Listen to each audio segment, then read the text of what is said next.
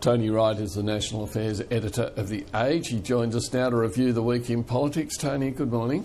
Good morning, Chris. Now, this whole idea of wedging the other side, Yes. been a fair bit of it going on this week. Yes. What do you mean by that? Oh, well, I think every school kid knows the term wedgie.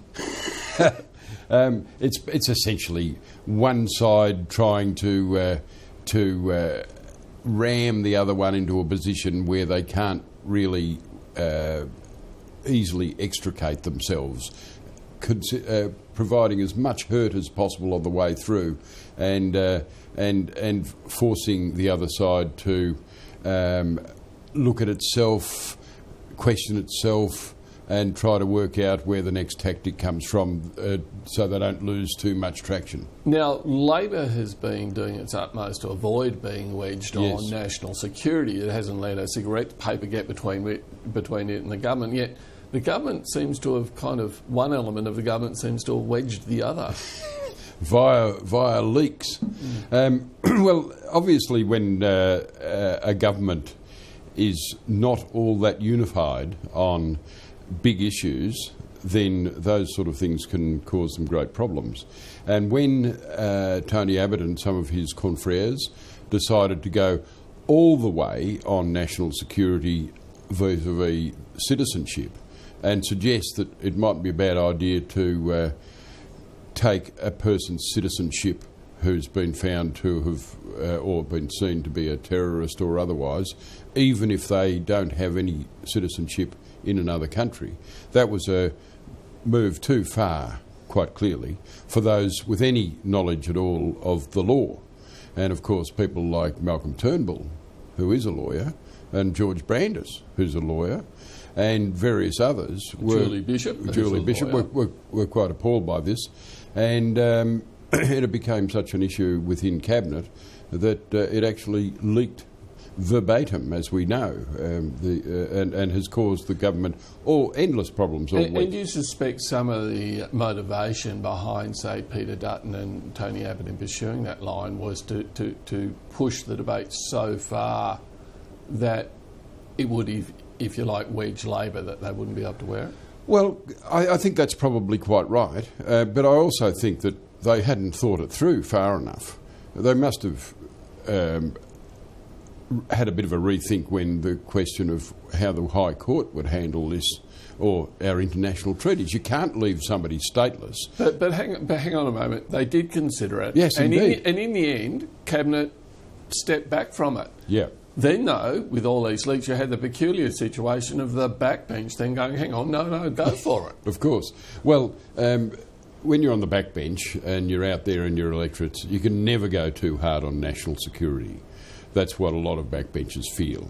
And, of course, they'd be getting talk from their own constituents saying, oh, you've got to be really, really hard on terrorists, we've got to do everything possible and so forth, because this is the current big scare. And when you've got a national security threat level at high, of course that's going to be the circumstance. And when you've got evidence that an increasing number of people are being attracted to a terrorist lifestyle or otherwise, then of course, but what the backbench thinks might sell politically, and what a government through its cabinet process can actually encompass, has to take into account the law.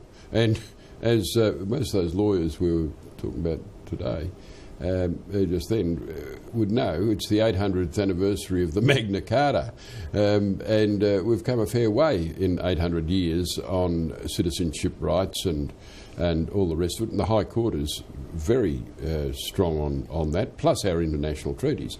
So out of all this came at least a compromise that could be worn by all sides, and had to be worn by all sides within the Cabinet, even though some would be still quite concerned about the idea of stripping people of their citizenship anyway. Now, can we look at those question time tactics? Tony Abbott, in the last question time of the week, was really banging the issue of housing prices. This emerged after the head of the Treasury said what I think is apparent to everyone, that there's a housing bubble on in Sydney, something the government has walked back from, Tony Abbott decided to accuse Labor of threatening house prices and that house prices would actually fall under Labor. What do you make of that? That came, of course, after he went out and said that he hoped his own house price would continue to rise. Well, when you've got the head of Treasury talking about a bubble, which is a very, very serious matter, bubbles tend to pop. And we've seen what happened in the United States and many other countries, precipitating the global financial crisis. So for a Prime Minister to then go out and say, well, I welcome what the Treasury Secretary said, but I hope my house price will continue to rise. He was speaking to those in the community who already own homes, who are the majority probably of adults in Australia. But he certainly wasn't speaking to all those who are trying desperately to get into this ever-inflating market and feel that they're not going to. So there was a contradiction there in political terms that could be exploited, and the opposition tried to exploit that by suggesting that he was trying to ramp prices or in their own particular way. So he then turned on Labor, knowing there were a lot of people out there saying, well, I hope my house price rises too. And it's become a sort of a self-defeating argument, because all of it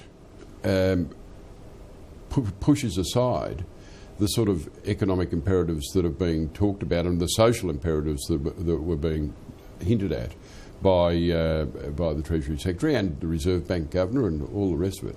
Of course you don't want house prices to tumble, but that's what can happen when a bubble is there. So he might have handled that a little bit better in the first place, but having not done so, he then turns on the Labor Party, trying to accuse them of adopting attitudes that could cause people to lose value in their houses, which, of course, people don't want to do either.